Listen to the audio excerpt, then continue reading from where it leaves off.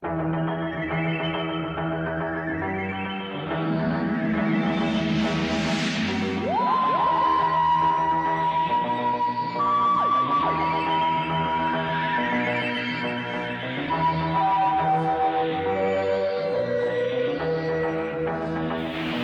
is He Who Moans, Doctor Who reviews. I only complain because I like Doctor Who, and I care. And I overanalyse too much because, whatever, it's just my opinion. The Daleks have had a turbulent recent history. Ever since 2005, when Rob Shearman set the bar ludicrously high in Dalek, the standard slipped slowly downwards, then went up again briefly before farting out of existence. The staggeringly poorly misjudged redesign was probably why it took so long for someone to instigate metaphorical damage control time. Yes, Phil, I got your clever little in-joke. I have a feeling that the Daleks were supposed to play a stronger role in Season 6 that Moffat would have been planning around the time Victory of the Daleks aired, and about 70% of Doctor Who's fanbase sneered their faces off, and they were very hastily written out, so Moffat didn't have to keep reminding everyone that, yep, this is what they look like now, and we were proud of it. Granted, some people liked the new designs, but they were incredibly polarising, and the Daleks were only brought back by the time the fire had died down a little bit, and even then there were only a handful of the new ones. So I'm guessing they're just hoping that we forget about them. Which hasn't happened. That was never going to happen. And now, as we enter into the Dalek, we see that they're still going, what, no, they still look like that, and they always did. No, what's a paradigm Dalek? No, Victory of the Daleks never happened. It vanished into a crack in time. But we saw it, though. Seriously, Victory of the Daleks was so horrible it is burnt into the back of my retinas. I know it's not very original to say, I hate the paradigm Dalek design, but fuck it, I also hate the paradigm Dalek design. It's probably more to do with how they were presented, though, and it proves that the framing of your subjects in your shots is vital to your marketing tactic. The Daleks have had a colour scheme for decades now, but presenting them as one of each colour in a row like this on an off-white background, it just makes it look even more like an explosion in a paint factory. And also, learn your bloody history. Doctor Who fans react badly to bright colours. That said, you could have had the balls to actually address it. The way the redesign has been managed has been a bit cowardly. Like, they could have tried to get us on board with the new designs, but Into the Dalek again looks like it doesn't even address it. And unfortunately, this question is going to hang over every Dalek production until someone does address it. So, now we've got the elephant in the room out of the way, and it's a fucking massive elephant, I'm going to go and watch Into the Dalek and see if it bothers me. Yep, it bothered me.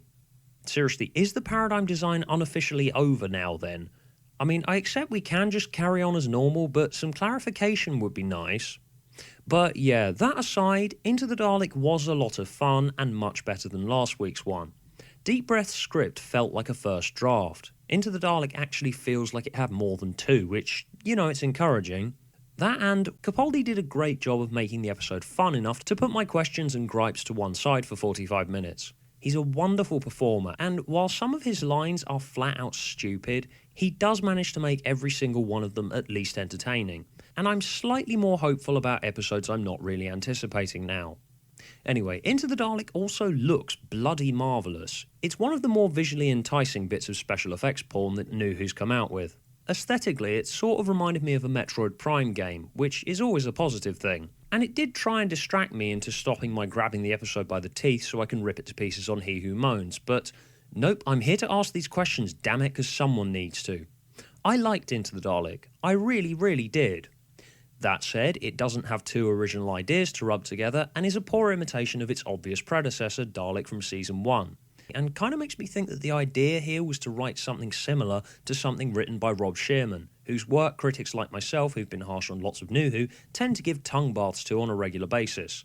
That might have been their reasoning, but maybe I'm just being incredibly cynical there. Phil Ford's no Rob Shearman, but he has a better recent track record than most in Season 8's writing lineup.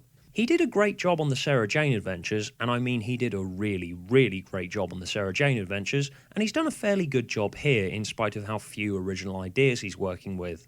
If only for the fact that, guess what? The Daleks actually shoot and kill people. I did a fucking spit take. Wow, I've missed this.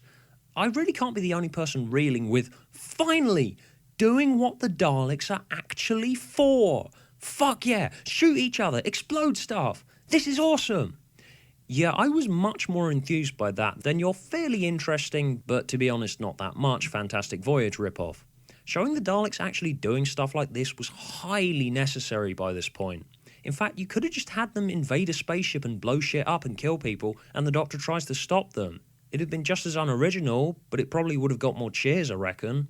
We Doctor Who fans will be sated with simple stuff about the Daleks shooting people if you have characters we like, and the military guys, yeah, they didn't exactly get much room to breathe, did they? How's about a civil war between the Time War models and the new paradigm? There's an idea, go for it. God, those exploding Daleks are just so fun to look at. I'm also pretty sure that when they did the stupid, oh my god, this is a good Dalek, that's impossible, every single hardcore fan immediately pointed at evil of the Daleks and went, wonder what that is. Yeah guys, you're kind of reaching for the, what new shit can we have the Daleks doing that we haven't seen before? Then again, I guess you can let go of canon like that since it was such a long time ago, is what you would be saying if Dalek from Season 1 didn't exist and wasn't exactly the same premise about the examination of a Dalek's sense of morality and it turning good in the end. We've kind of done this one already. And since the Doctor already knows everything he learnt in Dalek prior to this story, I spent lots of it asking, shouldn't you already know this? Learning Daleks are capable of change after centuries of fighting, surely Daleks should have had a lot of impact on how the Doctor approaches Daleks now. And stop me if something went over my head here, but he shouldn't have to relearn that moral absolutes don't exist even for a creature designed to be evil again, should he? You just can't help but point out how the Doctor's kind of done this before and very recently. This is not a sitcom where you can reset to the status quo just so you can repeat your past successes. Daleks should have had some impact on how he sees them. A Dalek so damaged it's turned good. Daleks must die! Daleks must die! So, what do we do with a moral Dalek then? A moral Dalek is one that decides all Daleks are evil and should be killed because they are evil, despite the fact that this one that's good proves that Daleks are capable of being good. Why are you saying that wanting to kill all Daleks makes a Dalek good? You already realise that this is total bollocks at the end of Dalek. And when the Doctor tells Clara that Daleks are inherently evil and should be wiped out of existence, Clara says, no Doctor, the Daleks can be good, look at this one that's gone good, and it wants all Daleks dead because all Daleks are evil, which is what makes it good. By thinking that all Daleks are evil and should be destroyed, even though they're capable of being good. Doctor, Clara, do either of you seriously not notice how we're kind of philosophically chasing our own tail here? Because if anyone should, Doctor, you should. Like, is the Doctor incapable of learning new things then? Because if you're just going to teach him the same lesson, I don't care if it's his new incarnation. He shouldn't just forget what he knows just because you want to redo this point. I am not a good Dalek! You are a good Dalek! You would make a good Dalek! We're on a Mobius strip going round and round forever in a circular moral dilemma, purely because this Doctor's supposed to be a dark one. But in the end, he just looks pig-headed. He hasn't learnt anything here. All in all, wow am I conflicted on this one. It has moments where it really, really shines, but it ends up being the Prometheus of Doctor Who. It wants to be grown up like Dalek was, but it just ends up a lesser imitation. Though I will note that I was one of about 12 people that actually liked Prometheus.